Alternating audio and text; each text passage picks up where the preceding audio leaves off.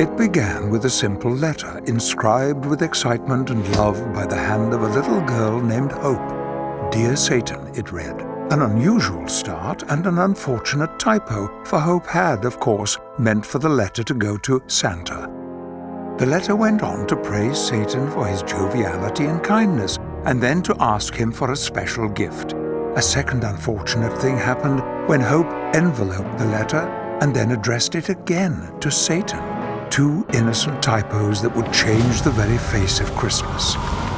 Deep in the pits of hell, Satan was reading through his morning sacks of hate mail. The usual stuff. Drop dead and die, arseface, and you look like a shit lobster, and stop possessing grandma, you heartless beast. When he came across an envelope carefully written in colored pencil. He was eating a back toasty, but he paused and studied the letter. "Dear Satan, I hope that you are doing well. I think you are brilliant and special, and I want to grow up to be like you someday. Here is my Christmas list," and it was a list of just one thing, a puppy. What happened next surprised everyone, but no one more than Satan himself, for the Lord of Darkness felt a sweet aching in his chest as a new emotion coursed through his veins. "I'm special," he thought. "Me, how lovely!" And he immediately vomited gallons of oil and bile, because he had never before uttered that word. He was on his knees, surrounded by vomit, when Vlakis, his advisor, entered. Are you crying?" "Crying? What are you, an idiot pig? These are tears of anger, of rage." Satan barged out of his office and locked himself in the toilet. What the hell was going on? The following days were hell, literally, but for old Beelzebub, hell had gotten a whole lot worse. He was plagued with kindly urges, disgusting feelings like pity, empathy, and compassion, and every time he felt them, he'd vomit bile into the face of whomever he might be passing. He couldn't eat, he couldn't sleep, and eventually he hit the bottle. Hard. He was going to drown those damn feelings. He drank a gallon of gin and blood, sent a drunken WhatsApp to his ex, wept uncontrollably, and finally passed out. He woke the next morning, and before he knew what he was doing, he had booked in an all-staff meeting. Hell's inboxes pinged at the same moment with the same mail, titled "Love, Tolerance and Kindness, a lecture by Satan, attendance mandatory." Everyone assumed that it was sarcastic, a joke, a rug pull. They'd all arrive and it would be an afternoon of pitchforking pandas again. And so it came to pass that the whole of hell were absolutely astounded to see the devil stood before them all wearing yoga pants and many friendship bracelets. He went on to lecture at length on the key pillars of tolerance and oneness, even at one point quoting Gandhi. He finished with a heartfelt cover of Imagine on a little keyboard.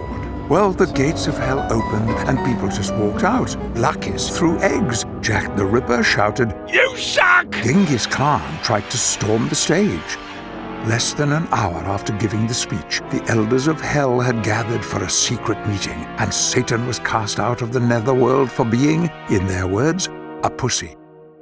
Life in the real world turned out to be less traumatic than Satan feared. He'd been up there a few times before. He'd holidayed with the KKK and played bingo with Bin Laden. But he was different now. He settled into Shoreditch and took a job at a gluten-free bakery. He liked the atmosphere. He learned how to shape little motifs on the top of cappuccinos. He wore baseball caps and made a friend called Caspian. All was well. And then came the night before Christmas. Satan was finishing up some last-minute shopping when he noticed a small girl chatting to Santa in a budget grotto. The girl felt familiar, but he couldn't place her until he overheard her say, "Hi, Santa, my name is Hope. Did you get my Christmas letter? You didn't reply. All I want is a puppy." The color drained from Satan's face. It was all a lie. The letter had never been meant for him.